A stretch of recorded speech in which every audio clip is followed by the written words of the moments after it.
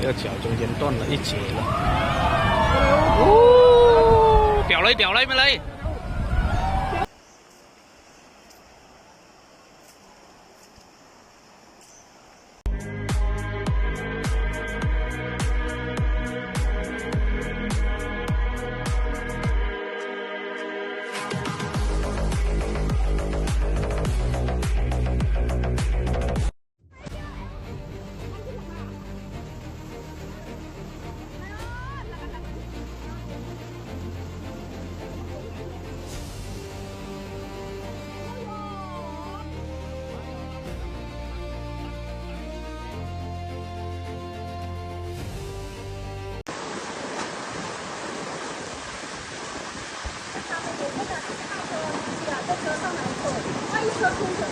完犊子啦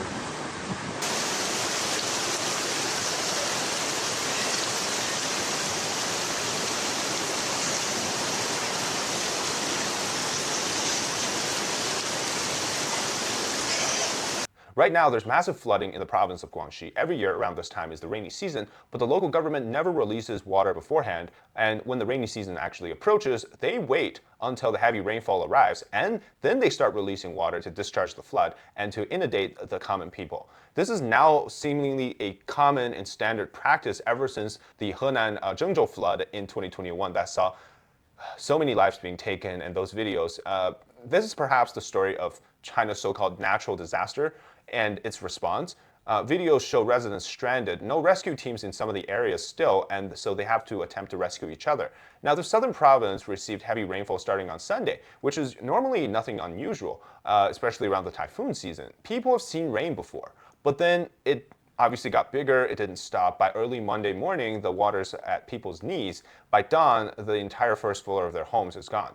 And this sudden rush of floodwater, which is again not natural, further increased the flood volume and destroyed some areas, but also at the same time, the local government decided to do this in the middle of the night. So if you're sleeping and you're in a village, which they clearly don't care about what happens to it, then you're now being essentially artificially eliminated, let's use that word, in place of preserving maybe the city or maybe a bigger township from being flooded. And that's essentially the pecking order, right? So if you're a local government official and you know that there's certain villages along the routes of a flood zone and you want to divert that flood or reduce the amount of water that goes into a major city, this is what you do. You discharge in the middle of the night, 2 a.m. in the morning, you know?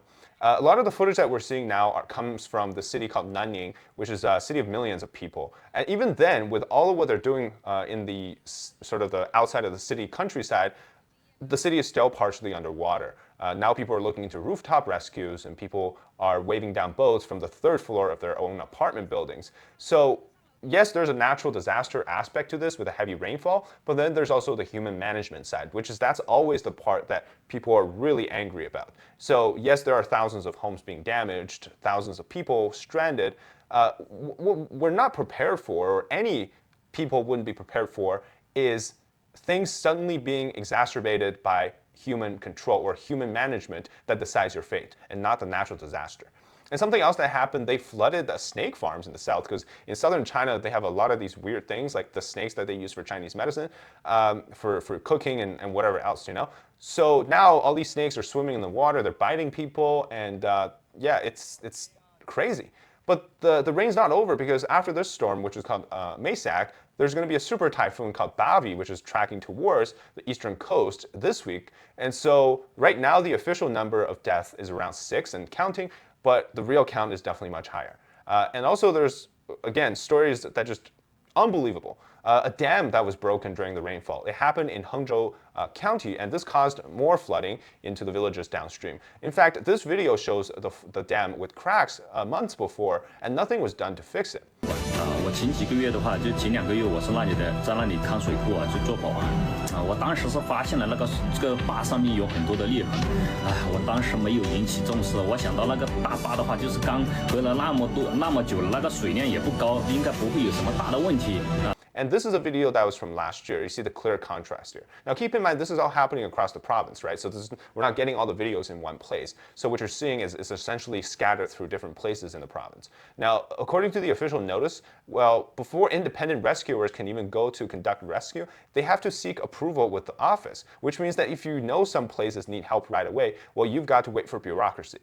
Now, on Chinese social media, we've seen users report live streams being taken down, videos being taken down, censored, censorship. Some online also filmed that this part, which I find was hilarious, Xi Jinping's image in the flood. Now, previous CCP leaders, they've at least gone to the disaster zone afterwards, personally, like on the ground.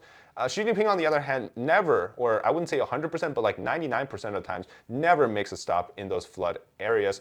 And if he does, it's like miles away from the actual danger zone, right? And so this is more like his poster attendance. Thank you very much for watching this quick episode on the situation of flooding in Guangxi province. Let me know your thoughts in the comments and subscribe to the channel if you haven't already. Until next time, bye-bye.